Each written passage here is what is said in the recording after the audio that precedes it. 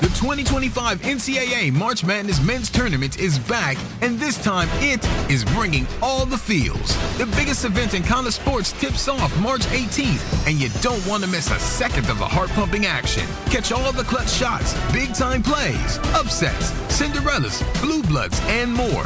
Tune in to the NCAA Men's Division I Basketball Championship March 18th through April 7th on TBS, CBS, TNT, True TV, and Stream on Max. I can say to my new Samsung Galaxy S25 Ultra, hey, find a keto-friendly restaurant nearby and text it to Beth and Steve. And it does, without me lifting a finger. So I can get in more squats anywhere I can. 1, 2, 3.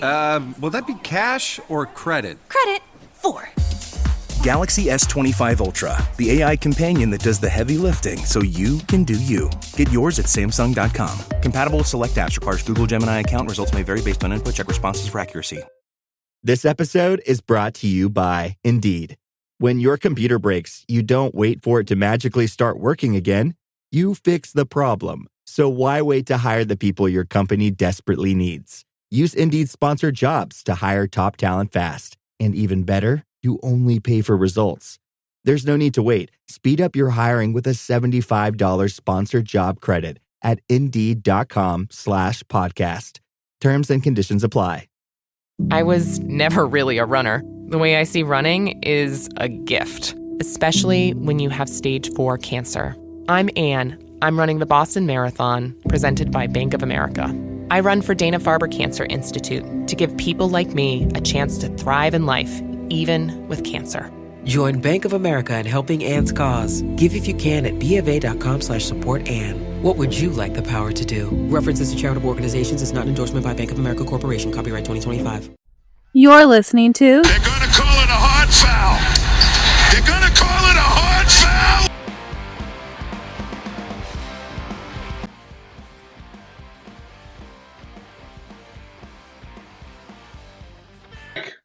The ownership drama for the Celtics is over.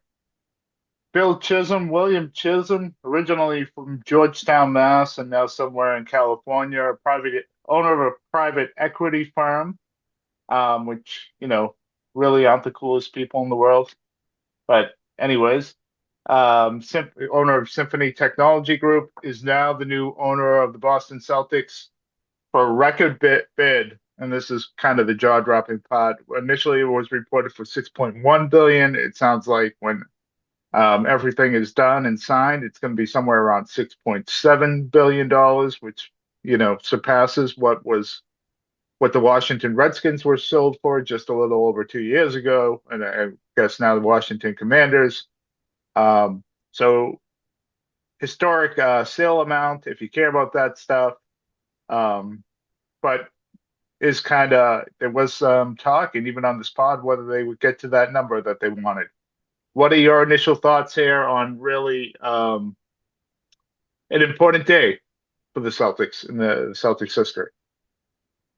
I think my initial thoughts is I hope he meets with, I heard he's going to meet with Brad Stevens soon, and Coach Mazzulla, but more importantly, Brad Stevens. And my hope is that he just keeps things in place with the way the Celtics been running, because they have a good program there, and obviously a great product, and it'll be interesting to see if he really can afford to keep this roster together. I know he said he wanted to, but that's a pretty hefty bill he's going to get this summer. So we'll see. We'll see. I think this is important for them to win now, get this second championship, and kind of go from there. But great for the growth specs, and we'll see what kind of owner he is. I'm excited to see him go in front of the mic and answer some questions, because I'm sure he's going to be asked right away if he's able to keep this team together or not. Well, he has gotten, I think he spoke with Adam Himmelsbach for the Boston Globe article, and he's been on with NBC Sports Boston and Chris Forsberg. So there has been, he hasn't done a presser, but he has spoken to the media. So he hasn't been completely silent here, and he has been on camera. My guess is, Mike, I think that initial question is the one we've talked about a ton on this pod. I believe he's going to spend.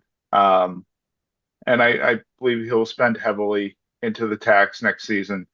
And that's what your expectation should be as a Celtics fan. He just bought this team for 6.1 billion. It's going to go up to the number of 6.7 billion.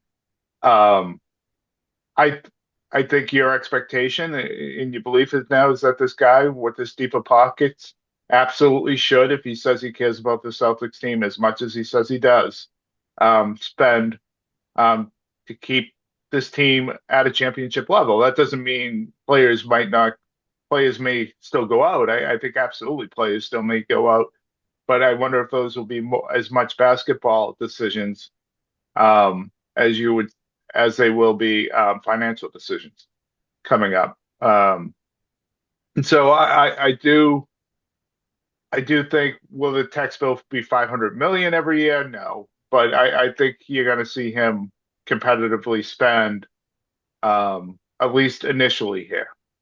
As you know, he just got this team. Otherwise, it doesn't really make sense to spend the money that he spent. And I know he's a private equity firm that he owns, and we can get into what that is and why. I have a lot of distrust and distaste for private equity firms like his. But it sounds like it wasn't private equity money that bought this team. It was him leading a group of investors that I'm having a little hard time following, but it sounds like they're still forming that group of investors. But I think the expectation from Celtics fans should be that he's going to keep this team competitive. And if he doesn't, you should be pissed. That's with the amount of money that he just spent, you should be pissed as a fan if he doesn't do that. But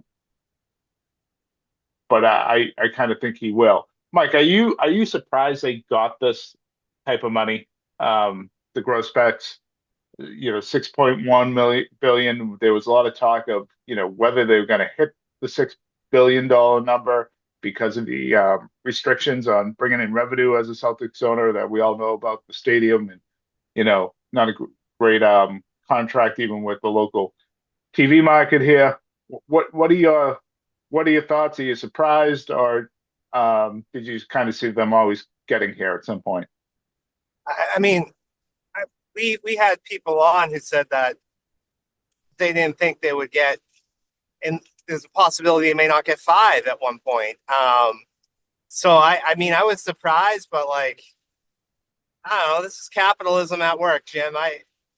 It's crazy money being thrown around, and I would think an investment like this is somebody, as you said, that are doing this as a fanboy, not to make money, because it seems like the type of investment that's going to be really hard to make money, at least for a while, with the amount you got to pay for the team, with the tax, the fact that you don't have your own stadium. Yeah, it's crazy money. I that's my response. I just think it's insane the amount of money that people spend to own a team. Yeah, no, it's a lot of money, and but that's so I am a little bit surprised based on all the reporting. I know Chris Mannix was on the local sports radio the day before saying we're at least a month out. They're nowhere near their number. Did mention that Pags, and we'll get into him in a minute, seemed to be in the driver's seat on this. But he wasn't going to get to 6, which was what was being reported.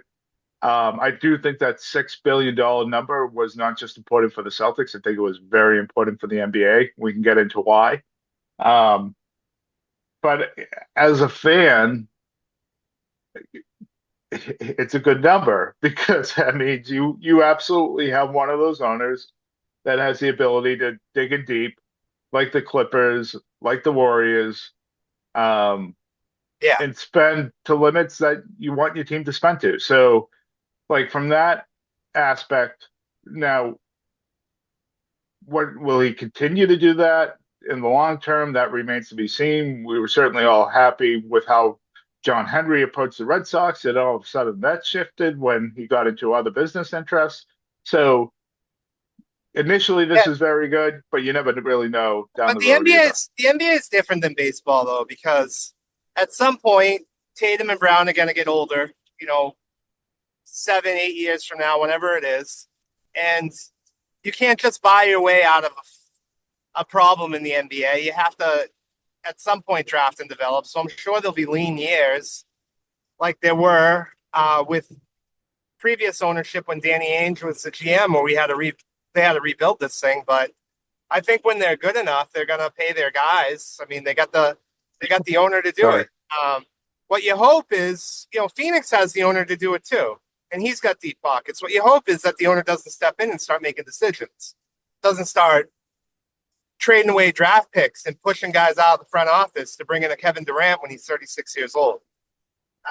To have a roster that's not competitive with Bradley Beal on it. That's what you hope for. You hope that the owner is able to be hands off and let the basketball guys make the basketball decisions. And that's what we'll have to wait and see. Yeah, he really hit on a good point. And Jason Tatum just 2 days ago, timing is everything. I wonder if he knew something was coming, but was asked about this. And he kind of said, I trust Wick. I don't have the direct quote in front of me, but the gist of it was, I really hope that whoever this is that comes in keeps this thing together and keeps not just the players. He was referring to the Celtics as a whole, management and everyone that's working there, that, you don't mess up a good thing. I think the initial read on that, and again, you never know, but the initial read on that is that he has met with Brad before this thing was announced. And it seems like that went well, at least initially it sounds, and that he's going to allow Brad to keep running this thing. He met with Missoula yesterday. And as part of the report, now we can get into this because I do kind of roll my eyes at this, but as part of the deal, Wyc Grousbeck remains governor of the Celtics. We'll see how long that lasts. The next 3 years, which is similar to what the Mark Cuban stuff was. And then when they traded away Luka, they didn't even talk to Cuban. So we will see on that. I don't think you buy a team for $6.1 billion without being involved and being the, last person that says yes to major things. So, and even Wick kind of alluded to that, he'll be involved with big trades or whatever. I think that is much window dressing as anything else with Wick being the governor for the next 3 years. People kind of alluding to the fact that maybe that was part of the reason Pags didn't get the team. We can get into that in a second. I don't think that's really as much the case. I just don't think. I think it's kind of a nice gift to Wick on the way out, but I don't think he's going to have much control, if any at all, is my sense. Also part of the owner. Oh, go ahead, Mike.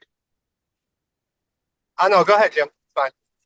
No, I was just going to say, just to note, as part of the ownership group, Richard Hale, who is part of the Celtics ownership group now, is going to be part of this Billy Chisholm group. Richard Hale is, lives on the South Shore out of Quincy, owns a couple CEO of Granite Technologies, CEO of Fox Rock Properties.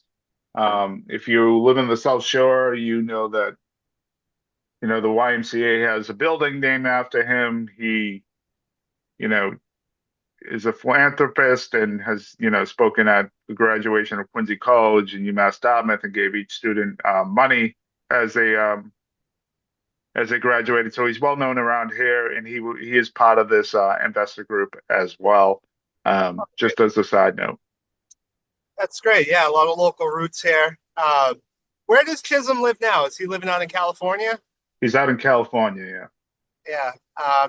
You see that Matthew Judon put on Twitter offering his mansion in Dedham to him? And if you buy the mansion, I guess you have to buy it with a painting of Matthew Judon on the wall. My guess is he's not going to move to Dedham. I think he's probably more of a Brookline guy. Yeah. Oh, definitely. Oh, yeah. West Roxbury, maybe. Yeah. Another area, right? We'll see where he ends up. Hey, he could be like Charlie Jacobs and just let Wick and the guys run it while he pockets the money. They got a pretty good operation moving over there for the Bruins. So I don't think that's going to happen. But it's great that you brought up the Jacobs. because, obviously, the Jacobs own TD Garden. The Celtics have a lease there for the next 12 years.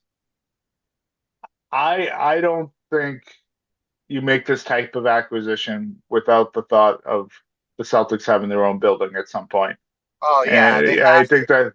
I think that's probably a discussion for another day. But I do think, And be the Springfield Celtics. yeah, well, A nice plot of land on the west end of Massachusetts, out in the Berkshires.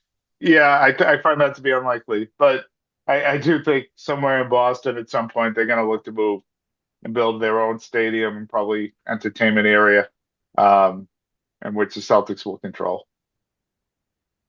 Down in Germantown. Yeah, down in G-Town. Nice, right on the water. They're just going to blow up the marsh and fill it all in. And right by Dome Street, they'll have the Dome court that you can still dunk on, and then they'll have the Celtics right there. Well, that's a good thing about Massachusetts. It's really easy to build.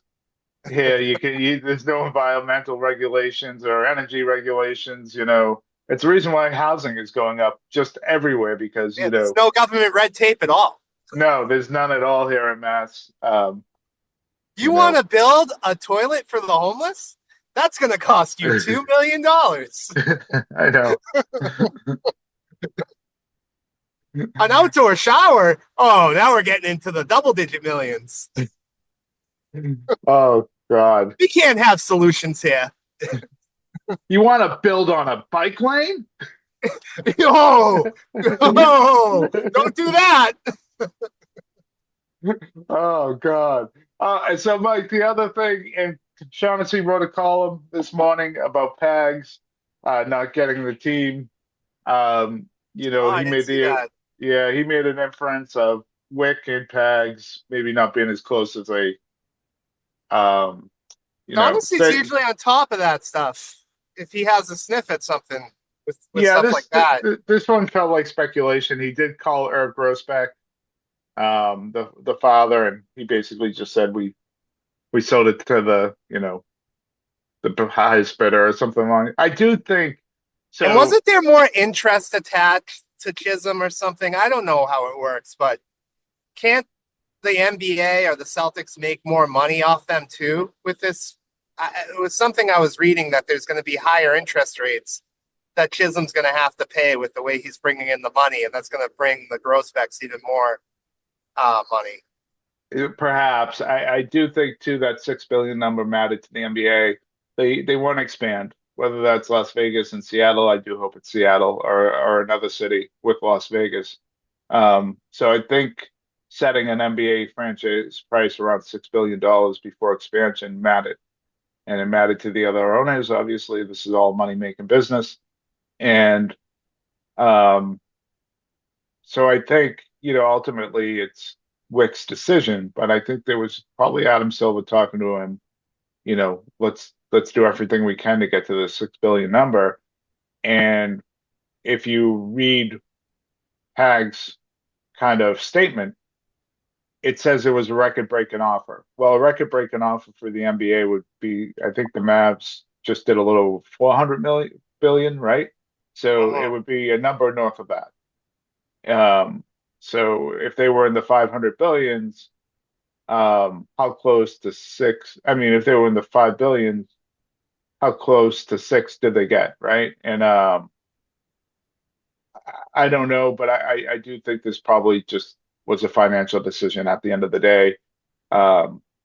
Because why wouldn't the idea that Pags wouldn't say Wick could be governor as part of the deal in the same way that Chisholm would, knowing that at any point he's got the largest ownership stake in the team and could just, put his boot to work. Seems a little far-fetched to me. Any big decision is going to end up on Chisholm's desk, and if it was Pags, it would have been on his desk, even if they allowed Wick to be the figurehead for a couple seasons. So I don't. This is just my speculation. I think it all had to do with the number. I really do, and I think that number really mattered to the NBA with this expansion coming up. So, maybe some stuff will come out that will say otherwise. I thought it was a little odd, honestly. And two things I find odd right now. I'll say off the bat, I wanted Pags because it would continue continuity. You would have a sense that he'd probably be willing to spend, and if they weren't, they would still do things in the best interest of the team to keep it competitive, which is all you could ask for. I found it odd that he made a statement before, everyone else, including saying, if this thing falls through, we're going to be right there. I think you let the new group kind of speak first. I thought it was a little tacky what Pags did, honestly. And then the other, his feelings are hurt. yeah. And then this, the media, including Shaughnessy right now, circling around him with this fucking pity party. You're a billionaire that lost out on a bid. You know what? Go down to your yacht in Florida and cry. I don't feel bad for the man, I guess is where I'm coming from right now. I again, he would have been my first choice, would have been the one I feel more comfortable than Chisholm. We don't know Chisholm, we don't know what's coming. But at the same time, Chisholm, he anteed up over $6 billion. And at the end of the day, it's going to probably be close to $6.7 billion. And to me, that's an indicator of a guy that's going to, at least initially with this group, spend and try to keep them as a contender. Obviously, the things you mentioned are the important things. You hope he doesn't meddle in what they've done well, including the spending. You hope Brad Stevens stays. You hope the management structure stays. You never know. If someone spends this much money, they feel like they need to have a say over things. So that aspect we don't know. But I think the circling the wagons for Pags, I don't know. It seems like a weird thing to do. It's also boring. Yeah. It's also boring. Yeah, like I really don't care. I just want this owner to spend, and I want the team to remain competitive. And we certainly have a competitive product right now. The playoffs are right around the corner, Jim. What are you looking for? What are you looking for these last? I think we're got 15 games left, and are there any first round opponents that you'd rather play? I think it's probably Atlanta or Orlando as we get closer to this thing. It's time for basketball, and Uber Eats is dropping deals on game day favorites to keep you locked in on the action. Like when you're craving a buzzer beater, but also buffalo wings. Or when an upset makes you want to ugly cry into a pizza. And right now, Uber Eats has game day deals from McDonald's, Popeyes, Pizza Hut, Wendy's, and hundreds more local favorites. So you can keep your eyes on the ball and your hands on a hamburger. Order now, only on Uber Eats. Product availability varies by region. See app for details. Take your plans out of the group chat and get long weekend ready in new Abercrombie. From day to night, pack new outfits for every part of your itinerary. Grabbing brunch? Throw on the A&F Mila dress. Then head to your dinner reservation in their new bubble hem mini dress. And yes, permission to overpack for pics with the girls. Abercrombie's best-selling Scarlet Squirt deserves a post in your feed. Your plans are worth it. Shop Abercrombie's new long weekend collection online or in store. I think I just won my taxes. Yeah?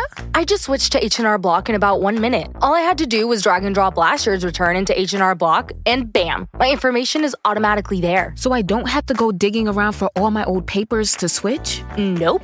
Sounds like we just leveled up our tax game. Switching to H&R Block is easy. Just drag and drop your last return. It's better with Block. Hi, this is Debbie, your Blinds.com design consultant. Oh, wow. A real person. Yep, I am here to help you with everything, from selecting the perfect window treatments Well, I've got a complicated project. Oh, not a problem. I can even schedule a professional measure and install. We can also send you samples, fast and free. I just might have to do more. Oh, okay. So the first room we're looking at is for guests. Shop Blinds.com now and save up to 45% site-wide. Blinds.com. Rules and restrictions may apply. Yeah, so what I'm looking for is just health, number one. Do everything you can to stay healthy. And then development of, I mean, they're locked into the 2 seed. So I'd like to see the starting five play together. a little bit. When they're on, like, when they play Utah tonight's probably a great example. They're on multiple days of rest. Run them out there, have them play together. I don't think the opponent matters when you play them. Um, so even though Utah's a bad team, who cares? Just get them out there, running together a little bit, and then the development of other players. It was cool to see Bill Scheiman do what he did against the Nets the other night. I think 6 or 7 for three. Really played with a level of confidence. His ball handling is obviously an aspect of his game that I didn't know he had when they drafted him, and it's pretty good. The ball handling, playmaking ability, and then the shooting has come a long way. It was just a couple weeks ago where he was 3 for 21 on the season, and obviously that's been much improved. So the possibility of him continuing to improve, and you'd like to see him, it's always important when you're a really good team to have first round picks, undrafted guys develop and become rotation players for you down the road. And so that's a good development. I mean, he's still not perfect. On defense, he completely dies on screens. If someone screens Bill Scheiman, it's like his body drops dead. So like that's something that comes with experience and body strength and things like that. And I know he's not a young guy in terms of being drafted. He was drafted as a senior. So you wonder how good he can ultimately get, but just this type of improvement is really good to see. Want to see how Kata improves with a bunch of playing time, how he ends up looking by the end of the year. So those things matter. And then, yeah, I was going to ask you the same thing. Do you want the Hawks or do you want the Magic? And as much as a pest that the Hawks have been to the Celtics over the years, including this season, I just think the Magic have so much more talent. And if Suggs does come back, they look like a team that, you didn't want to reckon with at the beginning of the year at all. And they have a level of toughness, and they have the big wings with Wagner and Banchero. So if I'm picking between the two, in the Hawks, obviously it played really well against the Celtics. I think I'd prefer the Hawks.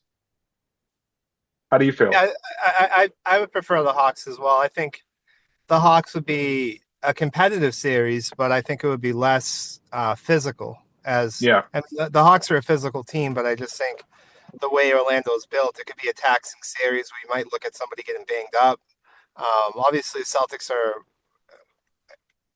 huge favorites in each series, but one thing I will say is I do think in that first round for Boston, I do think it could be a series that gets extended. The Celtics have traditionally always struggled on the road in Orlando and in Atlanta, especially in Atlanta in the playoffs. They've had real tough time on the road. A couple of years ago, they finally won a road game out there, which was great. But they won two. And always they've struggled against Trae Young. They've really struggled against Trae Young, especially at the end of close games. So I do think Atlanta could come into Boston and maybe steal a game, maybe get one at home, and we could see like a 6-game series similar to a couple of years ago. Yeah. But I'd even rather that than a 4 or 5-game series against Orlando, just because like Orlando's so physical. They're going to follow you a lot. They can't shoot the threes, so they have to play that way. They have to make it ugly. I do think the Celtics match up really good against Orlando because Orlando just can't shoot the ball at all. I think it becomes a numbers game in the end that Orlando could even outplay the Celtics and still lose the games because they're horrible from beyond the perimeter. It's just they didn't do anything to address that in the offseason. No, but what's the story with Suggs? Because offensively, they are just much different team with him than without him, which is in the better defensively, obviously, but which is surprising to me because I never thought of Suggs as much of an offensive player, but they just look like his playmaking ability to get to the hoop really changes what they're able to do and opens things up for Wagner and especially Banchero. And Banchero can certainly find his mismatch on the Celtics. He's another guy where we talked about Luka and LeBron that can pick on. He's White and Holiday. There's not many of these guys in this league, and he's certainly one. He's huge, and he's comfortable on the post. He's comfortable at the high post. So what is the story? Is Suggs coming back? I don't know. Yeah, That's I don't. you should know. I'm looking that up now. As far as Atlanta, yeah, it won't be as physical. No, it doesn't. It doesn't really sound like he's coming back. Yeah, he's out indefinitely. So, Yeah, they don't have Mo Wagner either. no, so that doesn't really sound like he's coming back. Hey, I Um, get it. If he's not coming back, then I'd almost rather Orlando. I mean, they got Corey Joseph as their starting point guard. They yeah, don't have a real that center. changes everything. It really Yeah, does. Yeah, they just can't. They just can't shoot the ball either. It's my other thing I just wanted to say, Jim, is like this play-in tournament, they have to make some new rules. Like out west, sure, still have it, but out east, having a team like Miami that's just, I think they're in the middle of a 10-game skid, and Chicago, these teams aren't competitive. There shouldn't be a tournament. Like yeah, at this point, it's just dumb when you have it for these guys. yeah. At least Chicago's trying to win. I think I don't know what happened to them the last couple of games, but they did win 5 of 6 there for a little while, and there was a point where it looked like they could be challenging for this 8-9 game. Um, but I think that's pretty much out the window now. No, it's not good. It really is, and I got to think that it's going to be Orlando and Atlanta that will be the two teams that come out of this thing.